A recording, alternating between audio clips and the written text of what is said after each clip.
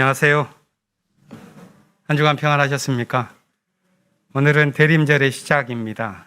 대림절이 시작되면 성탄절까지 5주 동안 우리들의 마음속의 촛불을 하나하나 밝힌다는 의미로 앞에 준비된 초에 하나씩 불을 더해갑니다. 첫 번째 촛불을 켜주실 분은 어린이부에 있는 김민찬 어린이입니다.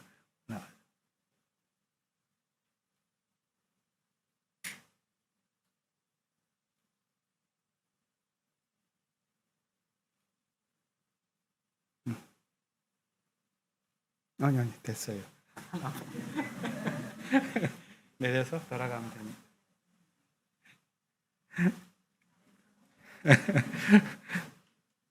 이런 게 박수는 좀 받을 건 아니지만 박수를 쳐도 격려해 줄 것 같아요. 촛불이 하나하나 켜져 나아갈 때 대림절의 은혜가 있기를 원합니다.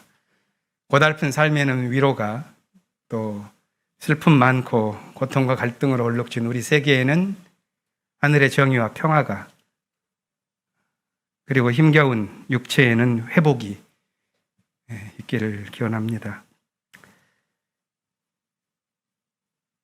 대림절은 한 해의 시작을 의미합니다. 그것에 따라서 예배에 사용되어진 성서 본문들도 전체적으로 구성이 바뀌게 됩니다. 우리가 예배 순서지를 보시면은 성서가 몇 개 나오죠? 4개 나오죠. 제일 먼저 시편, 그 다음에 제1성서, 그 다음에 제2성서 가운데에서 서신서, 우리는 마지막으로 복음서 이렇게 읽습니다. 3년 주기로 해마다 복음서의 마태, 마가, 누가 이것을 중심으로 해서 성서 전체를 짜지는 형식으로 우리는 성서를 세계교회에 함께 읽어가고 있습니다. 오늘 대림절부터는 이제 1년 동안 마태복음을 중심으로 성서가 구성되어진 예배를 드리게 될 것입니다. 참고해 주시면 되겠고요. 2주 만에 뵀더니 좀 까마득하게 먼 시간 동안 못 뵌 것 같은 느낌도 듭니다. 저는 지난주에 들녘교회에 내려갔고요. 아시다시피 이세호 목사님께서는 들녘교회 소식을 안고 여기 오셔서 말씀을 전해주셨습니다. 들녘교회 갔더니 예전 27년 전 들녘교회가 금평교회 시절이던 때 우리 교회와 함께 자매결연을 맺으면서 찍었던 사진은 참 많은 분들이 계셨습니다.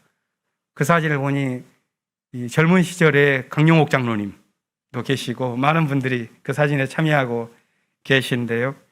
27년 동안의 약속이, 이렇게 자매결연의 약속이 이어지고 있다는 것에 대해서 매우 감사한 시간이었고, 또 한국교회가 전반적으로 어려운 데에다가 농촌교회 현실은 훨씬 버겁기만 한데요. 우리가 자매결연으로 맺어온 이 교류들이 서로 힘을 주고 또 부족한 것들을 채우는 그런 시간이 되기를 바라고 있습니다. 오늘 대림절 예배에 참 기쁜 분이 오셨습니다.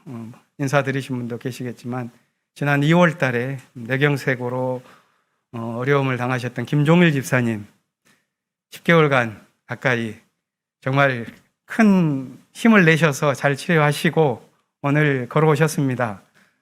조금 미진한 치료의 과정들이 좀 남아있긴 합니다. 앞으로도 과정이 원활하기를 빌면서 오늘 함께 기뻐하면서 격려하는 마음으로 일어서실 때 박수 한번 치고 환영하는 시간 갖겠습니다.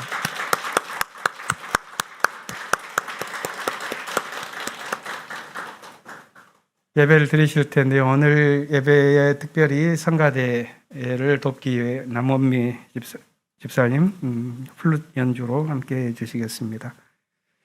이제 징소리에 맞추어서 함께 묵상하겠습니다. 세 번의 징소리가 하나씩 울릴 때 주님께서 당신의 생명과 정의와 평화의 말씀을 우리 마음속에 담아주시기를 빕니다.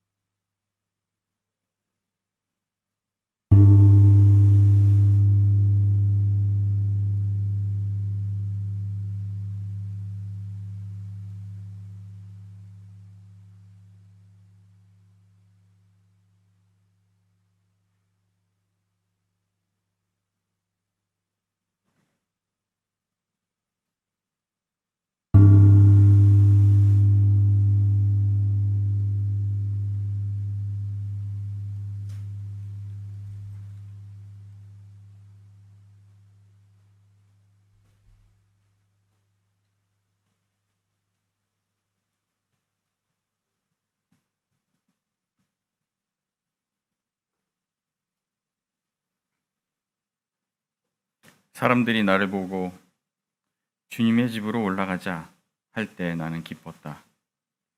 예루살렘아, 우리의 발이 내 성문 안에 들어서 있다. 예루살렘아, 너는 모든 것이 치밀하게 갖추어진 성읍처럼 잘도 세워졌구나. 모든 지파들, 주님의 지파들이 주님의 이름을 찬양하려고 이스라엘의 전례에 따라 그리로 올라가는구나. 거기에 다스리는 보좌가 놓여 있으니 다윗 가문의 보좌로구나. 예루살렘에 평화가 깃들도록 기도하여라. 예루살렘아, 너를 사랑하는 사람들에게 평화가 있기를, 내 성벽 안에 평화가 깃들기를, 내 궁궐 안에 평화가 깃들기를 빈다 하여라. 내 친척과 이웃에게도 평화가 너에게 깃들기를 빈다 하고 축복하겠다. 주 우리 하나님의 집에 복이 깃들기를 빈다. 아멘.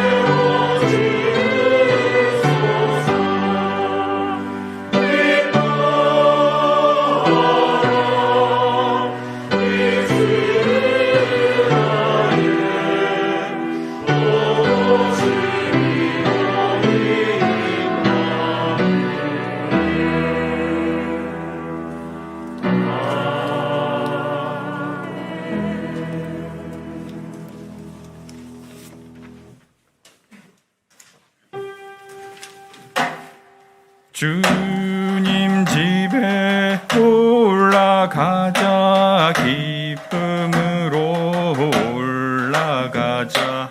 주께 속한 온 지파들, 주님 집에 올라가자. 예루살렘 성 안에 평화가 깃들기를,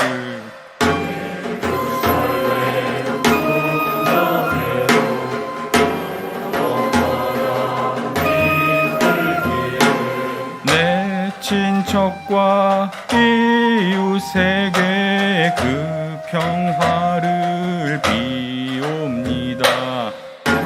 평화가 당신께도 함께하길 바랍니다.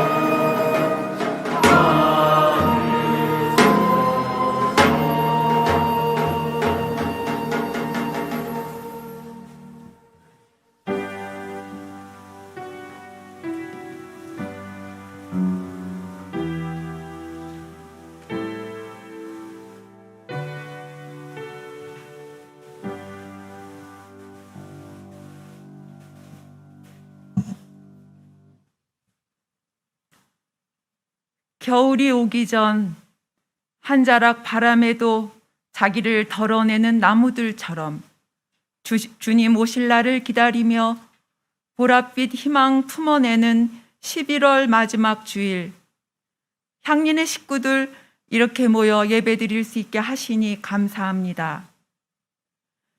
하나님 나라를 소망하며 그리스도 오시길 기다리는 대림절, 보랏빛 촛불 앞에서 당신을 기다립니다. 주여 오소서.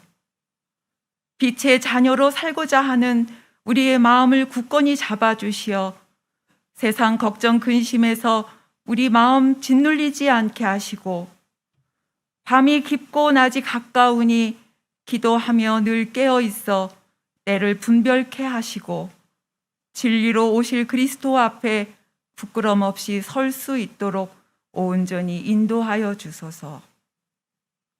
생명이신 하나님, 당신께서는 손수 지으신 모든 것이 참 좋았다 하셨건만 지구 생태계는 큰 어려움에 직면하고 있습니다.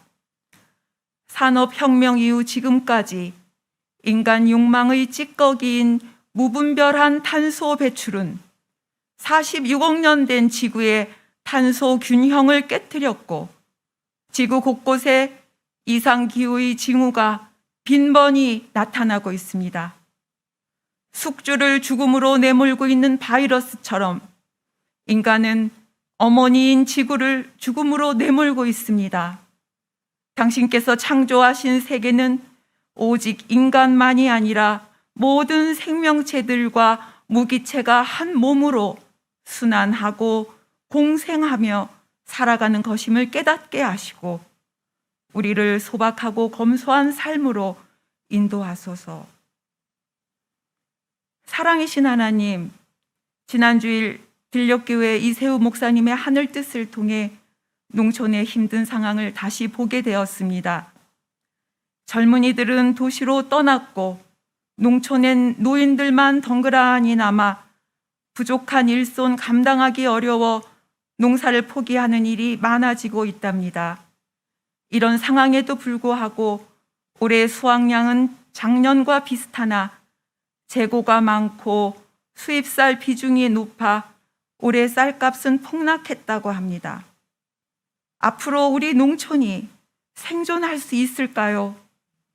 주님, 요엘 선지자를 생각하며 간구합니다. 그때가 되면 내가 모든 사람에게 나의 영을 불러주겠다.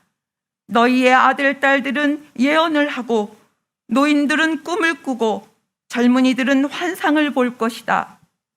농업이 국가의 핵심 기관 산업이 되며 농촌마다 젊은이들로 북적이고 농부들은 생태 위기를 막는 파수꾼이 되는 날을 꿈꾸어 봅니다. 깊은 절망 속에서 새로운 세상을 열어주시는 하나님의 구원 역사를 믿습니다. 작은 믿음 다시 모아 새로 심는 향린 70년, 선배들의 헌신과 기도로 이루어진 전통을 발판으로 하느님이 주신 시대 정신을 따르는 한 걸음 한 걸음으로 다시 새로운 70주년 봉우리를 딛고 설 수 있게 하소서. 자, 가자. 우리 모두 주님의 산으로 올라가자. 주님께서 우리에게 주님의 길을 가르치실 것이니 주님께서 가르치시는 길을 따르자. 이사야 선지자의 말씀을 다시 묵상합니다. 이 자리에 함께 할 수 없는 병상의 교우분들을 위해 기도하오니 말할 수 없이 힘든 순간들 주님의 권능의 팔로 붙들어 주시고 당신께서 주시는 크신 사랑과 위로로 외롭지 않게 지켜주소서. 신앙의 선배님들을 위해 기도합니다. 곧 날이 추워집니다. 올 겨울 건강 잘 지켜주시고 영육간의 강건함을 허락하소서. 공동체를 위하여 보이지 않는 곳에서 애쓰는 지체들과 멋진 가락과 아름다운 선율로 당신께 드리는 예향과 성가대의 찬양을 기쁘게 받아주소서. 김현 목사님을 통해 들려주시는 하늘 말씀에 마음 활짝 열고 새로운 결단의 시간이 되게 하소서. 이제 고요함 속에서 들리는 당신의 음성을 듣겠습니다. 말씀하소서.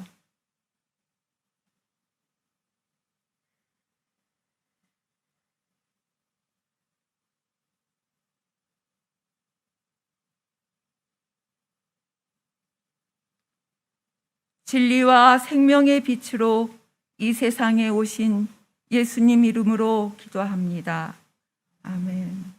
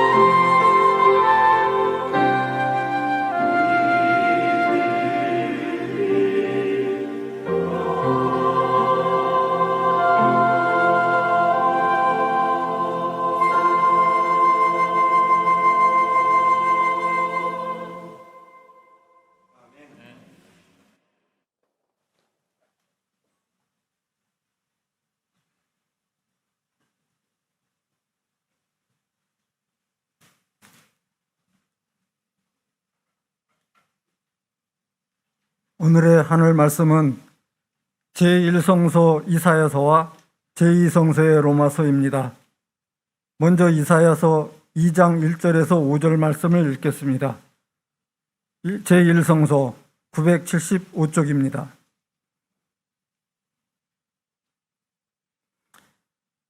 이것은 아모스의 아들 이사야가 유다와 예루살렘을 두고 계시로 받은 말씀이다.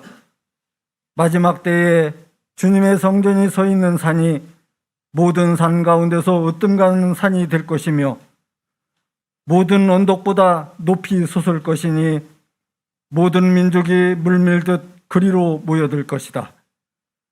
백성들이 오면서 이르기를 자 가자 우리 모두 주님의 산으로 올라가자 야곱의 하느님이 계신 성전으로 어서 올라가자 주님께서 우리에게 주님의 길을 가르치실 것이니 주님께서 가르치시는 길을 따르자 할 것이다. 율법이 시온에서 나오며 주님의 말씀이 예루살렘에서 나온다.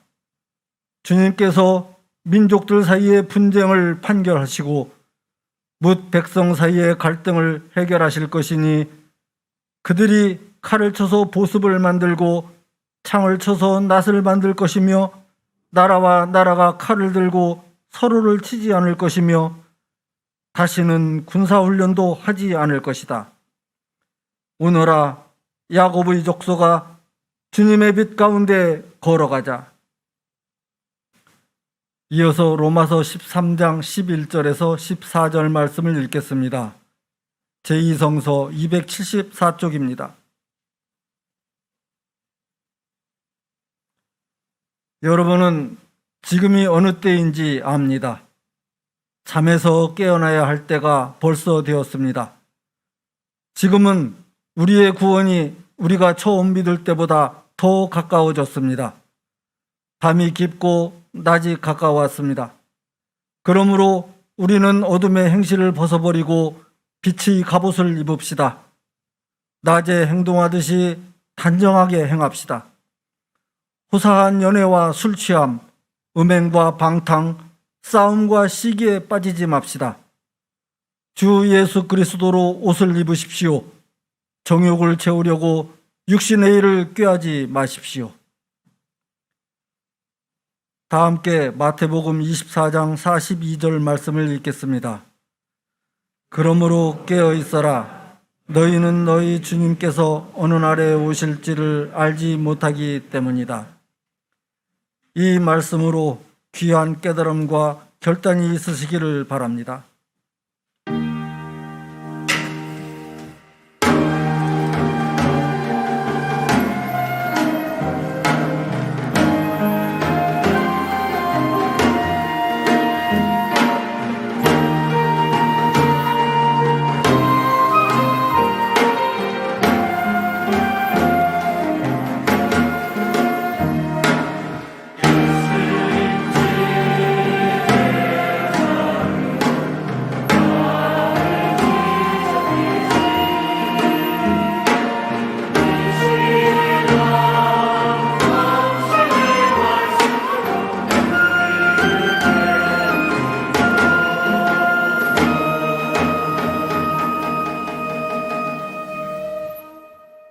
오늘 주신 복음서의 말씀은 마태복음서 24장 36절부터 44절 말씀입니다. 가능하신 분들께서는 모두 일어나셔서 복음서의 말씀을 들으시기 바랍니다.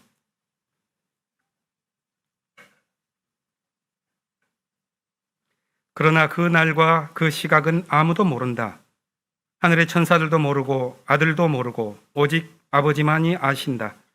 노아의 때와 같이 이 인자가 올 때에도 그러할 것이다.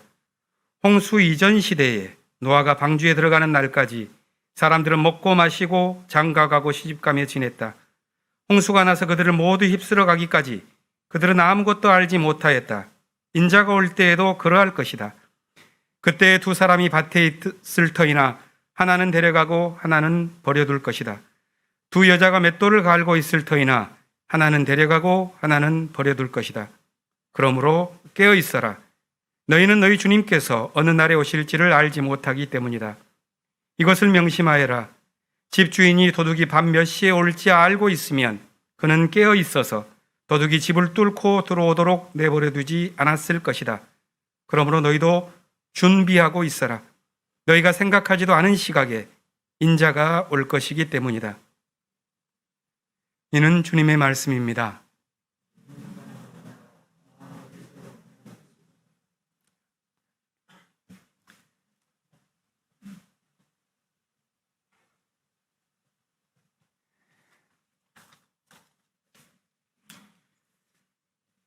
그리스도의 오심을 기다리는 대림절이 시작되었습니다. 대림절은 새로운 해의 교회력으로 보면 시작인데요. 그렇다면 지나간 시간은 같고 새로운 시간이 다가옴을 의미합니다. 그렇다면 대림절은 2시간 사이의 자리, 지나간 시간과 다가올 시간, 그 사이에서 이루어지는 믿음의 시간이라고도 할 수 있겠습니다. 이 시간을 어떻게 대하느냐에 따라서 믿음의 성격도 달라집니다. 많은 종교가 있지만 크게 나누어 보면 2가지 모습을 갖고 있다고 생각합니다. 하나는 보상의 종교고 다른 하나는 각성의 종교입니다.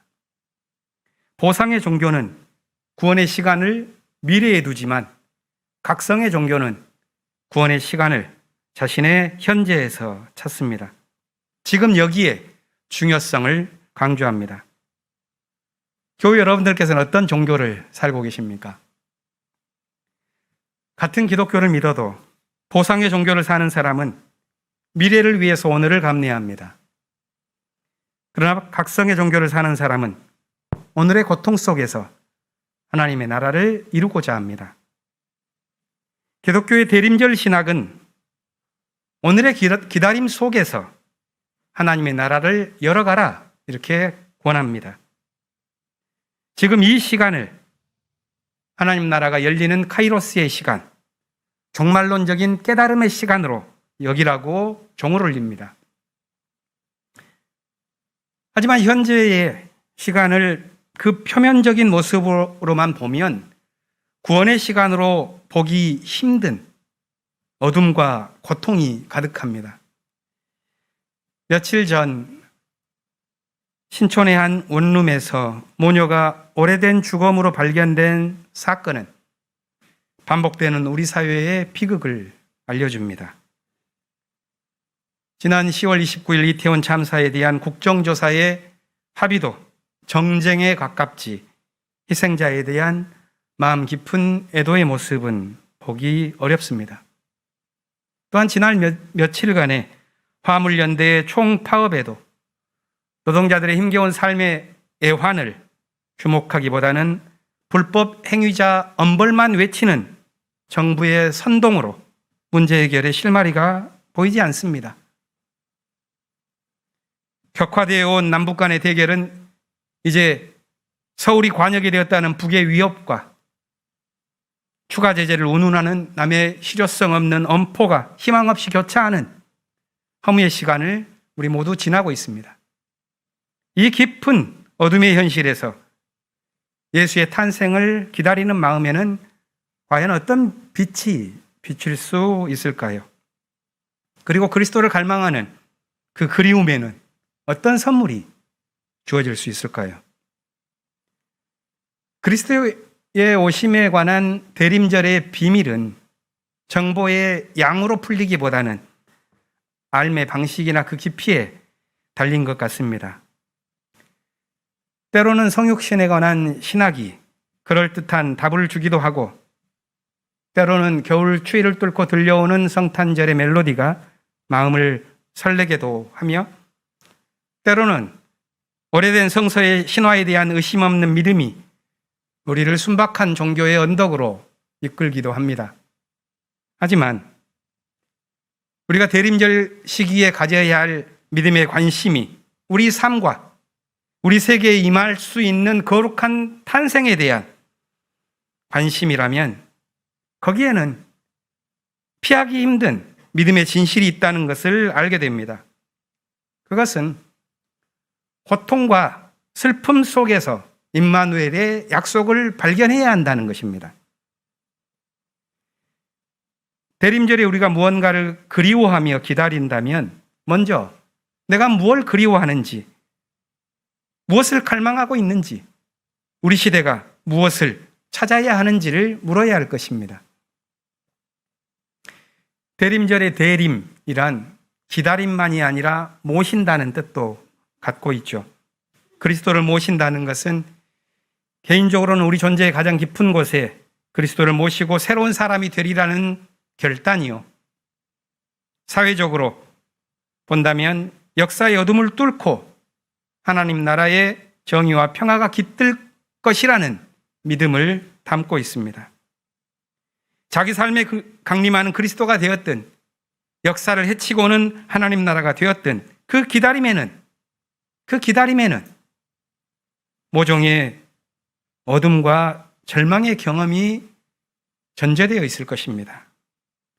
지난 삶에서 우리들의 영혼을 꺾어버렸던 어둠과 절망이 있다면 그것은 무엇이었습니까?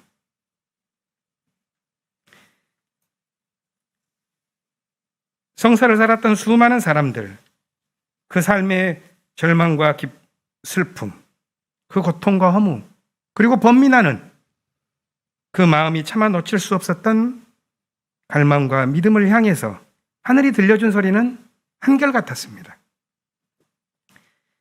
그것이 오늘 성서 본문에는 두 개의 외침으로 들려오지요. 주님의 빛 가운데로 걸어가라. 깨어 있어라. 오늘 제1성서 본문의 이사야는 절망 깊은 어둠의 시대를 살아갔습니다. 하지만 대림의 믿음을 당당하게 외칩니다. 주님의 빛 가운데로 걸어가자. 이사야 예언자는 기원전 740년, 그때부터 약 40년 동안 북왕국 이스라엘이 멸망하고 남왕국이 위기에 처하던 시기에 예언 활동을 했습니다. 그가 살던 때는 위태롭고 암울했습니다. 내부적으로는 지도층의 비리와 사회적 불평등이 심해서 통합정치가 불가능해졌고, 외부적으로는 강대국에 의존하는 사대주의가 범람하여 나라의 위기가 깊어갔습니다. 사회적 통합을 이루지 못하는 불신의 시대에 사대주의적 정치가 벌어지는 것은 동서고금을 막론하고 일반적인 현상입니다. 이사야서 1장을 보면 거기에는 예언자적인 비판이 가득합니다. 기득권을 가진 사람들은 자신들의 힘을 가난한 이들을 약탈하는 데에 사용하고, 사법적인 공평함이 없는 사회에서 불평등은 점점 커졌습니다. 종교는 허례허식에 빠져서 경건을 가장할 뿐 정의로운 영혼을 길러내는 일에 관심하지 않았습니다. 그렇게 내부적인 소진되어 간 사회에서 권모술수에 능한 간신들만 득세해서 정치는 더욱 사대주의적으로 흘러갔던 것입니다. 이 모든 문제는 근본적으로 남과 북이 분단되었기 때문입니다. 북왕국 이스라엘은 옆나라와 동맹을 맺고 남왕국을 공격했고, 이에 맞선 남왕국 유다는 신흥제국 아시리아를 끌어들여서 치명적인 실수를 저지르고 맙니다. 결국 아시리아 제국이 북의 동맹 세력을 정복해서 포로로 끌고 갔고, 이어서 남왕국까지 조공을 바치는 봉신국으로 삼고 말았습니다. 이사야의 예언은 이러한 역사의 비극이 완전히 이르기 전에 온 때입니다. 사람들에게 아직 희망이 남아 있었습니다.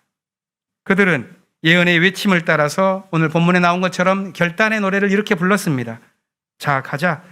우리 모두 주님의 산으로 올라가자. 주님께서 우리에게 길을 가르치실 것이니 주님께서 가르치시는 길을 따르자. 사람들이 불렀던 이런 열망의 부흥에서 예언의 목소리 역시 평화에 관한 영원한 상징이 될 만한 벅찬 내용을 전해줍니다. 주님께서 민족들 사이의 분쟁을 판결하시고 무백성 사이의 갈등을 해결하실 것이니 그들이 칼을 쳐서 보습을 만들고 창을 쳐서 낫을 만들 것이며 나라와 나라가 칼을 들고 서로를 치지 않을 것이며 다시는 군사훈련도 하지 않을 것이다. 칼을 쳐서 보습으로, 이것은 위기의 시대를 정직하게 돌파하려고 했던 당대의 진취적인 정신을 대변한 구어처럼 들립니다. 이사야와 비슷한 시대를 살았던 사람이 농부 예언자 미가입니다. 미가도 4장 1절부터 3절까지 오늘 이사야의 예언을 고스란히 반복하고 있습니다. 이사야와 미가, 칼을 쳐서 보습으로 만들고자 했었던 이들은 과연 현실을 모르는 낭만주의자들이었기 때문일까요? 역사의 가정법을 적용하는 것은 부질없는 상상이기도 하지만 때로는 오늘의 선택을 위해서는 의미 있는 물음이 될 수도 있습니다. 차라리 그렇다면 이미 포로기를 거친 이후에 그 회한의 시대에 외쳤었던 요엘처럼 거꾸로 말을 해서 보습을 쳐서 칼을 만들고 낫을 쳐서 창을 만들어야지, 이렇게 예언하는 것이 그 시대에 적합했을까요? 이사야가 살았던 시대와 비슷하게 오늘 우리 사회는 분단의 위기를 사대주의적인 동맹으로 해결하려고 하는 세력들, 사회적 불평등을 더욱 심화해서 갈등의 대결로 몰고 가려고 하는 세력들이 득세하면서 앓고 있습니다. 세계를 위험에 빠뜨린 우크라이나 전쟁에 우리나라는 미국을 통해서 10만 발의 포탄을 제공하였습니다. 무기 수출을 기하급수적으로 확대해가는 현 정부는 군수산업 강국이라는 눈먼 맹신에 사로잡혀 있습니다. 재작년 30억 불에 불과했던 무기 수출이 올해는 200억 불을 넘어설 것이라고 하는데 그것이 우리의 삶을 더욱 윤택하게 해줄 수 있을까요? 우리 사회는 경제성장을 위해서라면 군축이라고 하는 분단 국가의 지상 명제를, 그 과제를 저버릴 수 있는 것일까요? 우리는 그 시험대에 올라 있습니다. 차마 평화를 말할 수 없는 나라에 우리는 살고 있다고 하겠습니다. 우리 사회를 덮고 있는 이 욕망의 모순, 이데올로기로 인한 불감증, 그 영혼의 잠식 상태, 참 어둡습니다. 이러한 때 들려오는 이사야의 목소리, 주님의 빛 가운데로 걸어가자, 이 외침은 참으로 얼마나 낯선 목소리인가요? 하지만 그 목소리에 귀 기울이고 자기 삶을 재구성하려고 하는 그 영혼은 또한 얼마나 갸륵한가요? 이사야는 대림절의 상징을 빛으로 표현합니다. 그것은 어둠 짙은 세상에서 하나님의 빛을 찾아가는 마음일 것입니다. 그 마음을 같은 시대를 살아갔던 미가는 이렇게 표현했습니다. 너 사람아, 주님께서 너에게 요구하는 것이 무엇인지 이미 말씀하였다. 오로지 공의를 실천하며 인자를 사랑하며 겸손히 내 하나님과 함께 동행하는 것이 아니냐. 닫힌 마음에는 빛도 어둠일 뿐, 마음이 깨어있지 않고서는 빛이 오는 시간은 영원히 유보될 뿐입니다. 마태복음 공동체는 오늘 본문에서 그리스도를 기다리는 대림의 시간에 느끼고 있는 곤혹스러움을 표현합니다. 그것은 인자가 올 때는 아무도 모른다는 것입니다. 그날과 그 시각은 아무도 모른다. 하늘의 천사들도 모르고 아들도 모르고 오직 아버지만이 아신다. 사람들은 그렇기 때문에 노아의 때와 같이 예전의 삶을 이어갑니다. 홍수가 모든 것을 휩쓸어가기 전까지 어둠의 시간을 이어갑니다. 하지만 그 삶에는 피할 수 없는 심판의 순간이 있다고 본문은 말합니다. 한 사람은 구원을 받지만 한 사람은 버림을 받습니다. 그것은 우연한 선택의 문제에 대한 이야기라기보다는 깨어있는 삶의 필요성에 대한 권면입니다. 마태복음 공동체가 찾은 해법, 그것은 깨어있는 삶이었습니다. 그러므로 깨어있어라. 너희는 너희 주님께서 어느 날에 오실지를 알지 못하기 때문이다. 깨어있는 삶이란 뭘까요? 바울은 로마인들에게 보낸 편지에서 그것을 두 가지로 표현했습니다. 하나는 잠들어 있음을 자각하는 것이고 다른 하나는 빛의 갑옷을 입는 것이라고 상징했습니다. 여러분은 지금이 어느 때인지 압니다. 잠에서 깨어나야 할 때가 벌써 되었습니다. 밤이 깊고 낮이 가까이 왔습니다. 그러므로 우리는 어둠의 행실을 벗어버리고 빛의 갑옷을 입읍시다. 깨어있는 삶이란 자신이 잠들어 있음을 자각하는 삶이라고 바울은 말합니다. 그런 의미에서 대림절은 분별의 시간입니다. 분별이란 우리의 삶에 거짓된 안정감을 제공하면서 유혹하는 것들에 잠겨있는 우리의 삶을 보고 눈뜨는 것입니다. 그 해법을 기독교는 하나님께 전적으로 의탁하는 길이라고 말합니다. 내가 무엇을 갈망하고 있는지, 나의 가장 깊은 곳에 자리 잡고 있는 열망은 무엇인지, 우리 삶에 그리스도를 모실 수 있는 지성소를 나는 어떻게 만들어가고 있는지 돌아보고 깨닫는 것입니다. 고통을 우리가 당할 때 그 세계에서 우리가 가진 일차적인 열망은 그 고통으로부터 해방되는 것입니다. 하지만 고통으로부터 해방되는 길은 고통 자체를 극복해서 벗어나는 것이라기보다는 고통의 세계를 직시하는 것에 달려 있는지도 모릅니다. 불교는 이런 점에서 많은 가르침을 주죠. 그 가르침 가운데 하나는 고통을 극복하는 것 자체가 환상이라는 것입니다.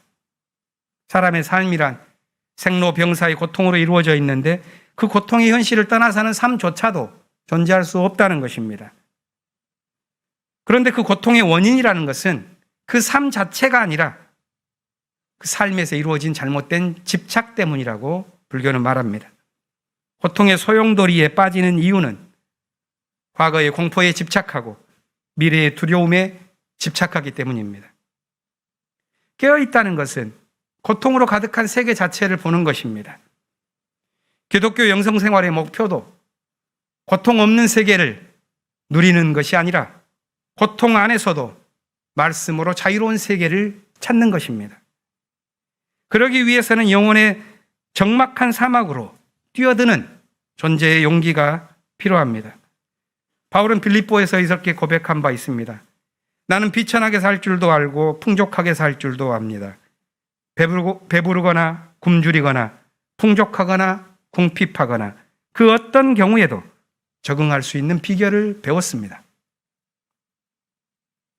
깨어있는 삶에 관한 바울의 두 번째 권면은 어둠의 행실을 버리고 빛의 갑옷을 입는 것입니다.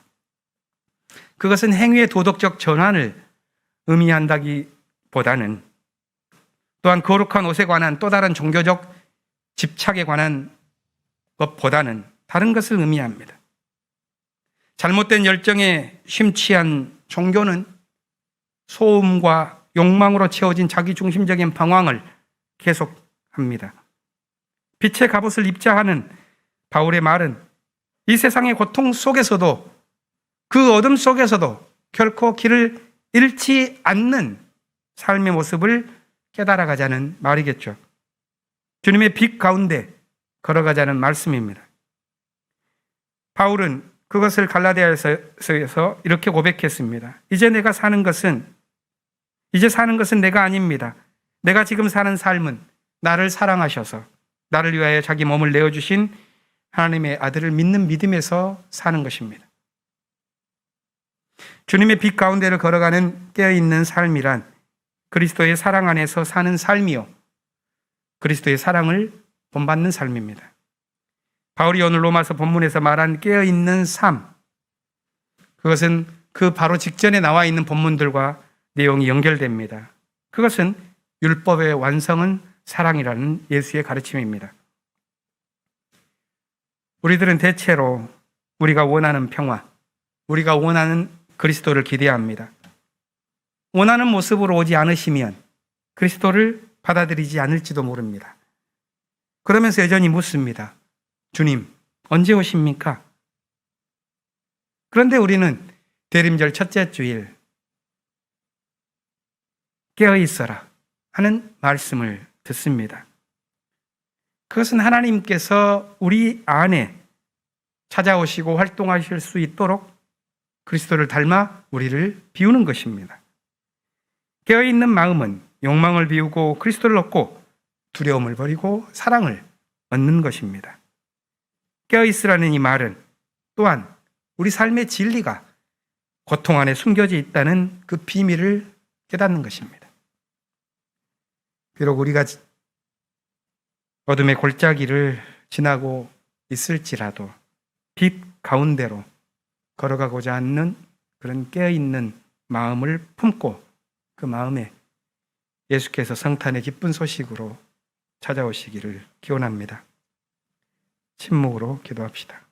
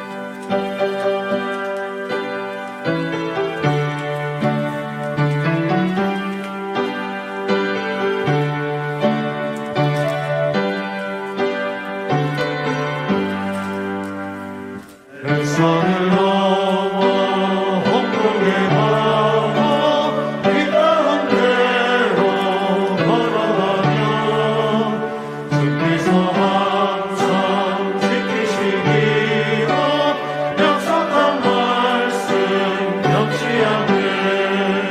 하늘의 영광 나의 맘속에 참으로 넘쳐 할렐루야를 힘차게 불러 영원히 주를 찬양하리. 흑암 밤에 다닐지라도 주께서 나의 길이시고 나에게 밝은 빛이 되시니 길 잃어버릴 염려 없네. 하늘의 영광 나의 맘속에 차고로 넘쳐 할렐루야를 힘차게 불러 영원히 주를 찬양하리. 영원한 그리 마음에 많아 찬란한 천국 바라보고 할렐루야를 힘차게 불러 날마다 빛에 걸어가리. 하늘의 영광 나의 맘속에 차고로 넘쳐 할렐루야를 힘차게 불러 영원히 주를 찬양하리.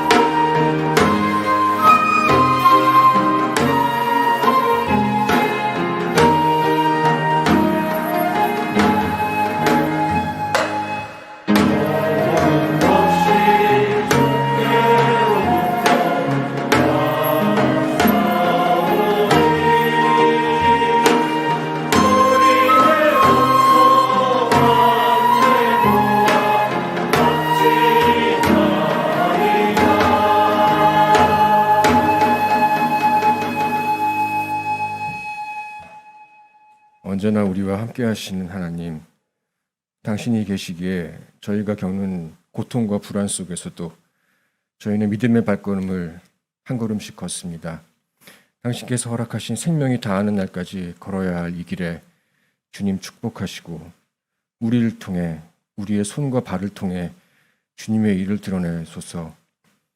또한 당신께서 향림교회 공동체로 부르신 저희들을 도우셔서 서로 사랑하는 가운데 주님께서 명하신 일들을 감당할 수 있도록 이끌어 주십시오.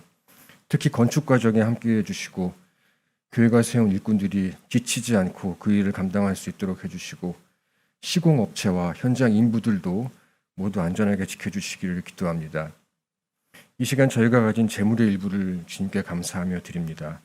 주님 받으시고 주님 나라가 이 땅에서 이루어질 때 사용하여 주십시오. 이곳에 함께할 수 있는 마음과 건강을 주심에 감사드리며 예수님 이름으로 기도드렸습니다.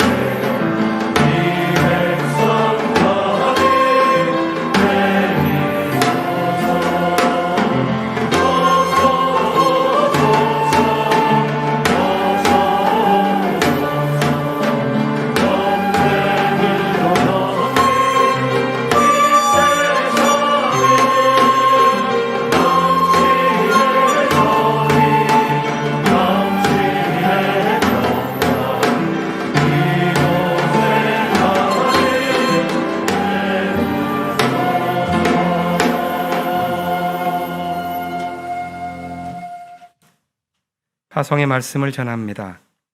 어두운 잠에서 깨어납시다. 오늘의 고통 속에 임마누엘의 약속이 있음을 기억합시다. 빛 가운데로 걸어갑시다. 성탄의 기쁜 소식으로 오시는 그리스도를 맞이합시다. 하나님의 정의, 하나님의 평화가 대림절의 은총으로 우리 삶과 우리 역사에 임하기를 기원합니다. 축복 기도를 함께 나누겠습니다.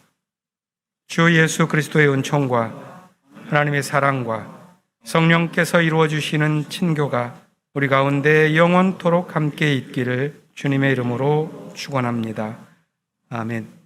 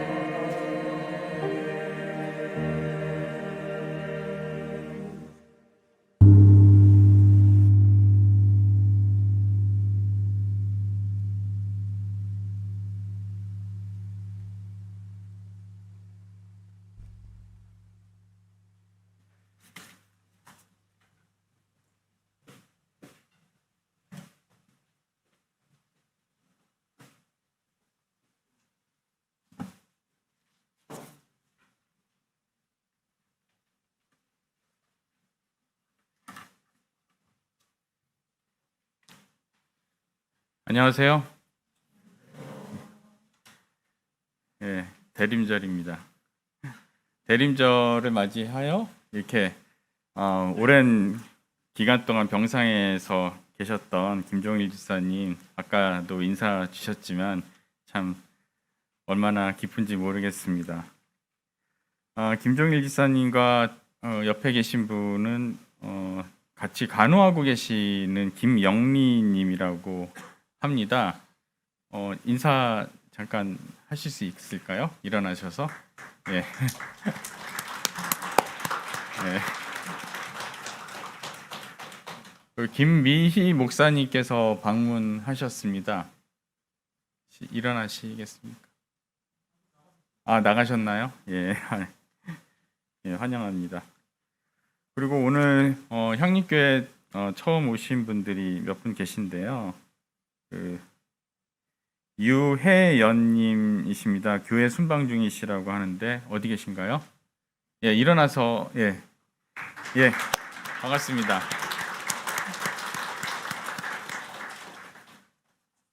청년 신도에 아니면 새날 청년에 되시나 싶은데 잘 모르겠습니다 제가. 그리고 서혜성님께서 예전에 교회 우리 출석을 하셨었는데 오늘 아마도 교회 등록을 원하시는 것 같습니다. 서혜성님, 예, 일어나시, 예, 환영합니다. 예, 일산에 사시는 것 같습니다. 아마 송금신 장로님께서 또 같이 이렇게, 예, 강영욱 장로님도 예, 함께 이렇게 같이 나와주시면은 좋을 것 같습니다. 그리고 최원식님도 교회 등록을 희망하신다고 하시는데, 예, 어디 계신가요? 예, 일어나시면은 예, 환영합니다. 예,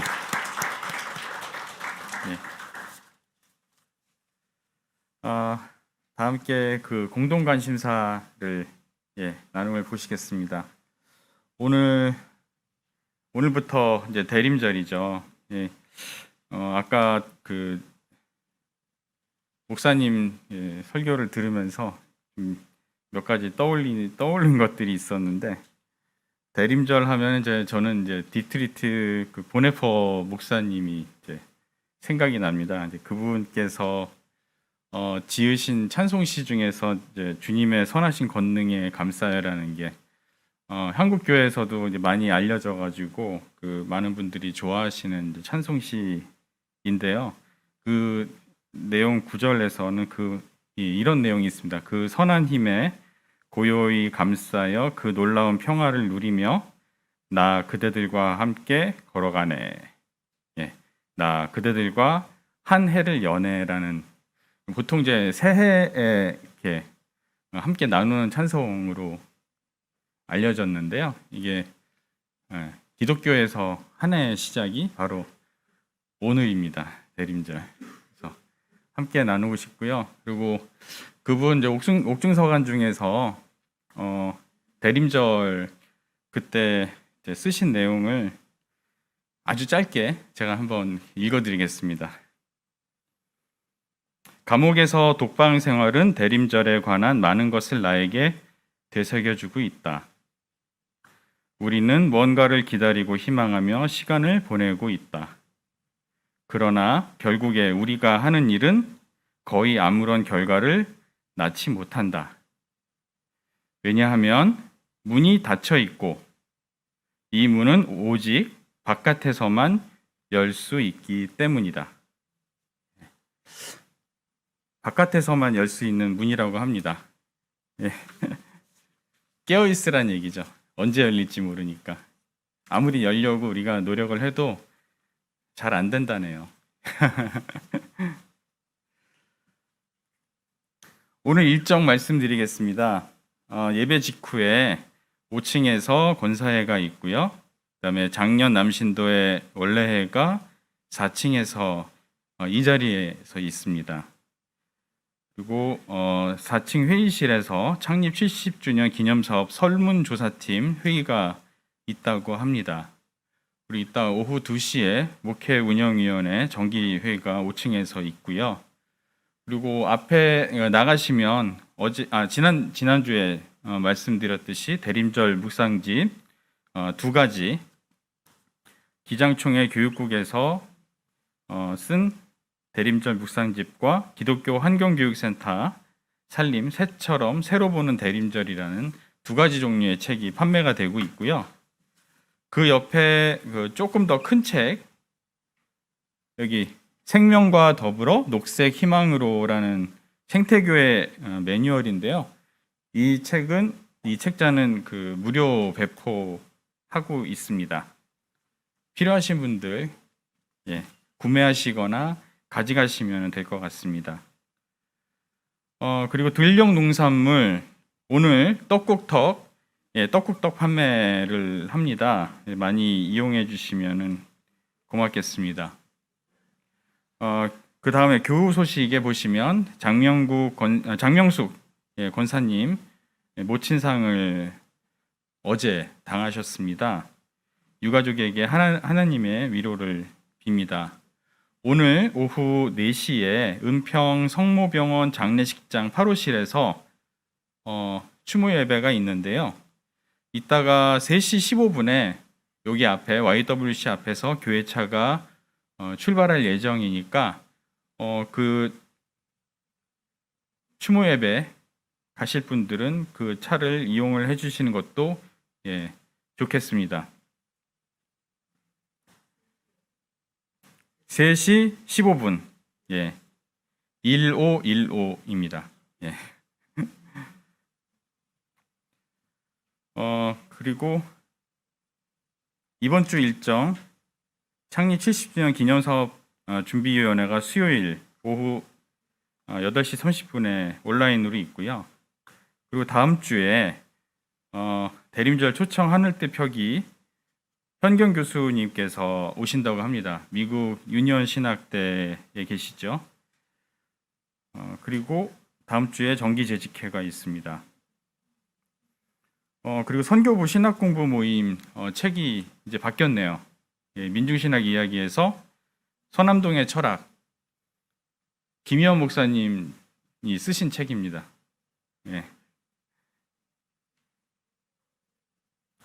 격주로 월요일 월요일 저녁마다 온라인으로 하고 있으니까 참조하시기 바랍니다. 그리고 이후 일정 안내 보시면은 연말당회가 12월 11일에 오후 2시에 있을 예정입니다. 연말당회 2입니다. 그리고 작년 신도분들 대상으로 온라인 앱 강좌를 2번째로 합니다. 지난번에는 그 텔레그램이었었죠. 텔레그램 설치를 하고 많은 이제 작년 신도분들께서 가입을 해주셔서 정말 반가웠습니다. 온라인상으로.